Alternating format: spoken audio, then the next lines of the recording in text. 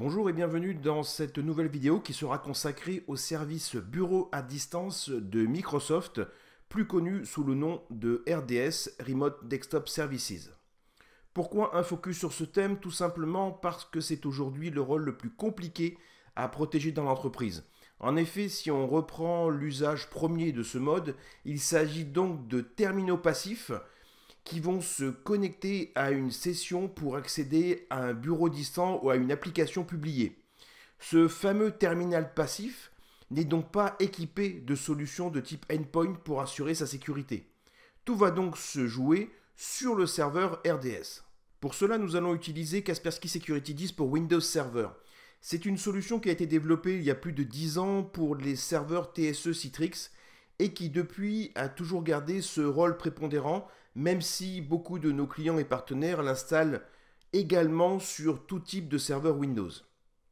Il faut bien comprendre également que cette solution n'a pas les mêmes fonctionnalités selon la licence achetée. Ainsi, en gamme Select, comme vous pouvez le voir sur le tableau, les modules activés seront ceux de base. En licence Advanced ou Hybrid Cloud, le produit débloque des fonctionnalités primordiales pour la sécurité des services de bureau à distance. Je citerai ainsi les protections web additionnelles, anti-malware et filtrage d'URL, et l'analyse des emails, le tout dans la session du terminal ou du PC connecté. Pour bien comprendre cela, passons à la partie démonstration, direction la stratégie Kaspersky Security pour Windows Server dans le Security Center. Même si c'est moins le sujet aujourd'hui, je vous rappelle que le Kaspersky Security Network doit être absolument activé. Sans cela, la sécurité de tous les modules serait dégradée. Donc, on active le module comme je suis en train de le faire à l'écran. On n'oublie pas surtout le petit cadenas qui active et verrouille les modifications. Et enfin, surtout, on n'oublie pas d'activer la tâche, ce qui est une originalité par rapport à notre endpoint. Même si, encore une fois, ce n'est pas le sujet premier ici, on n'oublie pas d'activer l'anticrypto de répertoire partagé, indispensable pour les serveurs RDS, avec le petit cadenas, comme d'habitude. Et au passage, vous pourrez affiner les réglages comme les exceptions, répertoire ou extension à ne pas scanner. Enfin, encore une fois, on n'oublie pas d'exécuter la tâche. Après ces quelques prérequis indispensables, passons au thème d'aujourd'hui et activons immédiatement la protection du trafic. L'analyse se fera par l'intercepteur de pilote interne. Sélectionnez donc cette option. Le reste peut être laissé par défaut et comme on peut le constater, les liens et les pages internet seront analysés avant d'être transférés aux terminaux. Une analyse heuristique sera également faite. On reviendra sur l'onglet concernant la protection des emails et comme d'habitude, on termine par l'exécution de l'application, de la tâche plutôt, le tout avec le petit cadenas activé. Toujours dans la même section, pour compléter la protection, intéressons-nous au filtrage d'URL. Comme vous pouvez le voir, nous avons ici deux onglets à notre disposition. Le premier permet d'ajouter des règles basées sur les certificats et le second nous permet d'utiliser les catégories prédéfinies par Kaspersky. On peut constater que celles-ci sont très nombreuses. Dans le cadre de notre démonstration rapide, je vais choisir d'interdire la catégorie classique, les réseaux sociaux. Je vous laisserai regarder les autres options dans le détail.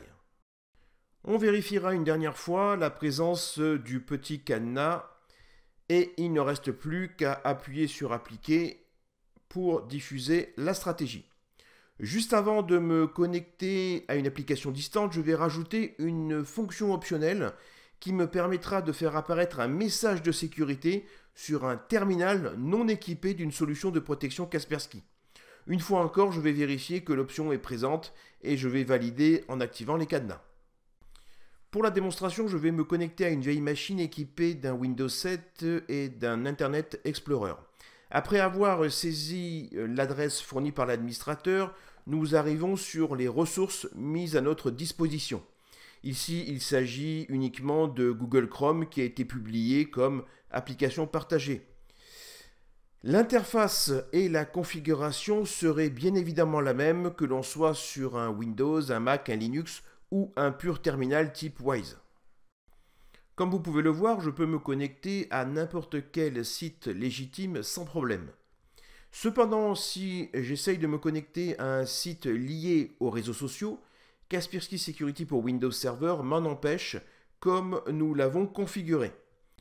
Pour terminer, je vais me connecter sur le site ecart.org pour vérifier le fonctionnement de l'anti-malware grâce à leur fichier de test. Je constate immédiatement que celui-ci est bloqué et ce qui est très intéressant, c'est que le message qui apparaît est un message Windows System, puisque je vous le rappelle, il n'y a pas de solution endpoint installée localement.